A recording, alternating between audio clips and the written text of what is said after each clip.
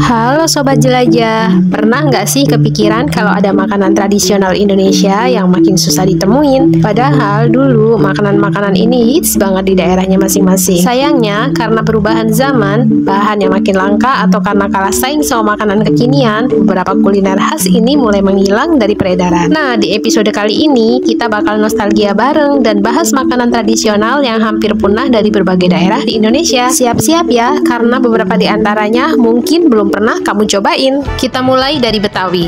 Dulu, sayur babanci sering muncul di acara besar kayak lebaran. Sayur babanci punya kuah santan yang gurih dicampur dengan rempah-rempah khas seperti kedaung, botor, dan temu mangga yang sekarang makin susah dicari. Rasanya perpaduan antara gulai dan soto, tapi dengan aroma rempah yang lebih kuat. Sayangnya, sekarang udah jarang banget ada yang jual karena bahan-bahannya sulit didapat.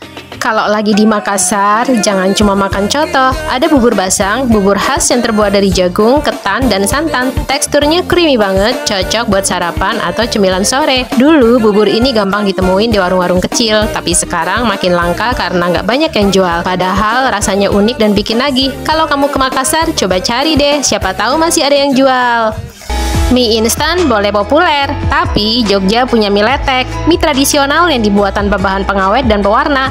Warna mie-nya agak kecoklatan karena dibuat dari tepung tapioka dan gaplek atau singkong kering. Dulu mie ini jadi makanan sehari-hari masyarakat Bantul, tapi sekarang mulai langka karena proses pembuatannya masih manual dan butuh tenaga ekstra. Kalau kamu pengen coba, cari di warung khas Bantul yang masih mempertahankan resep tradisionalnya.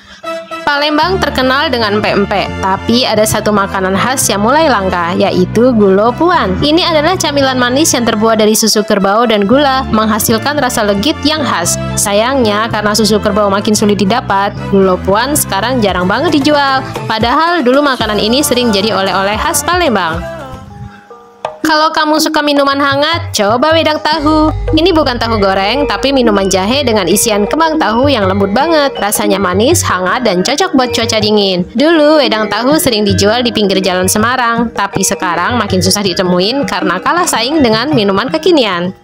Papeda adalah makanan pokok masyarakat Papua dan Maluku yang terbuat dari sagu. Teksturnya kenyal dan biasanya disantap dengan kuah ikan kuning yang kaya rempah. Sayangnya, karena perubahan pola makan dan semakin sedikitnya orang yang mengolah sagu secara tradisional, papeda mulai jarang ditemukan. Nah, itu dia beberapa makanan tradisional Indonesia yang mulai langka. Kalau kamu pernah coba salah satunya, komen di bawah ya. Atau kalau ada makanan khas daerah kamu yang mulai punah, kasih tahu juga biar kita bisa bahas di episode berikutnya. Jangan lupa like, share, dan subscribe karena kita bakal terus eksplorasi kuliner Nusantara.